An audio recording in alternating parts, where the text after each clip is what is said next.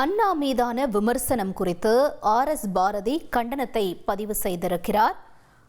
முருகன் மாநாட்டில் அண்ணா மீதான விமர்சனத்தை ரசித்த ஆர்.பி. உதயகுமார், செல்லூர் ராஜு, கடம்பூர் ராஜு, ராஜேந்திர பாலாஜி இவர்கள் அனைவருக்கும் தன்னுடைய கண்டனத்தை பதிவு செய்திருக்கிறார்.